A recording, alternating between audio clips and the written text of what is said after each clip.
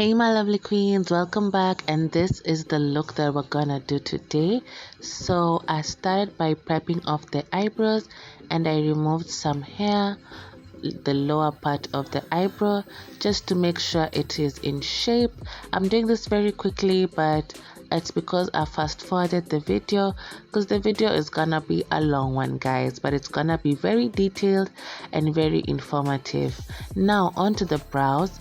I used a brow pomade for the outer part of the brow, and it is a black eyeshadow. I like using eyeshadow more than eye pencil.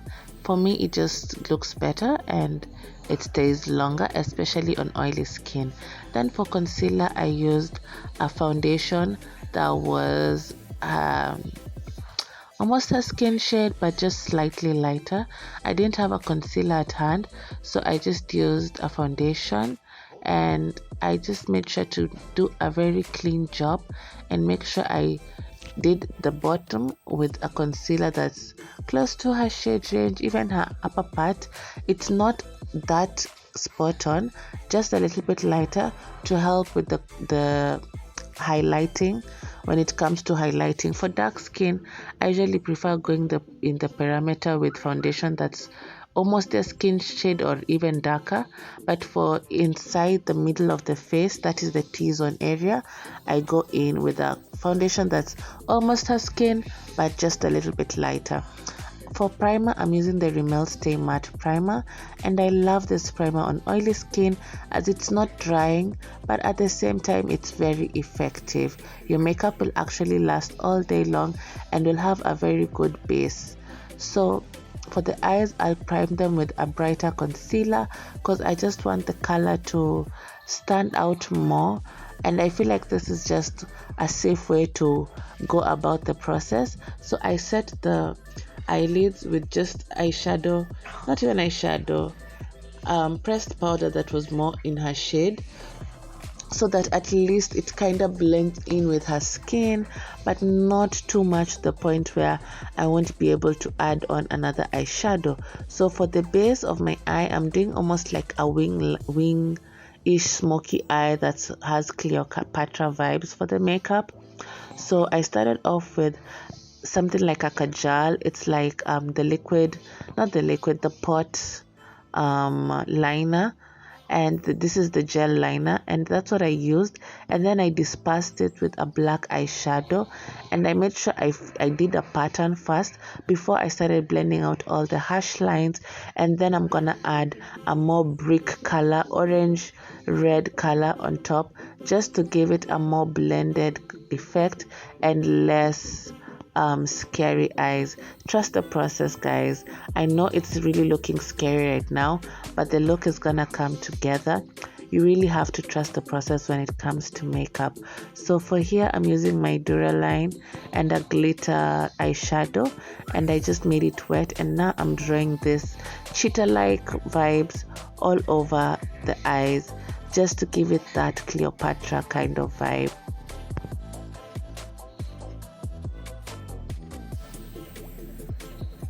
I'm also gonna do a wing at the outer corner, but a gold wing, and then I will outline the gold wing with black. As you can see, it is a gold wing, but it is outlined with black. Be very neat here so that you're able to get a very clean face beat, and make sure you're using a very black liner so that it still shows even on top of the black eyeshadow.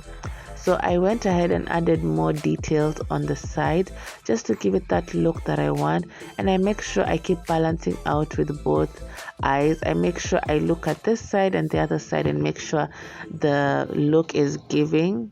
Yeah, so here I already had put foundation. There's a clip that got lost.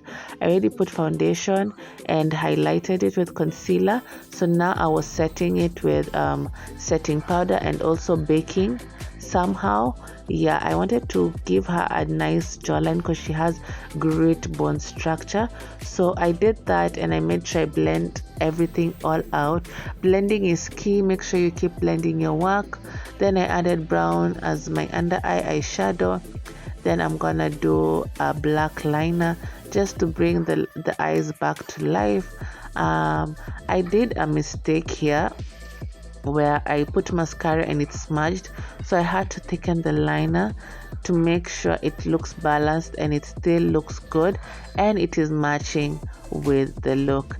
Plus I also felt like the look right now, as I see it, it was missing that darkness. So sometimes these things happen for a reason. I'm really glad this makeup turned out so beautifully. I love her bone structure, I love her skin color.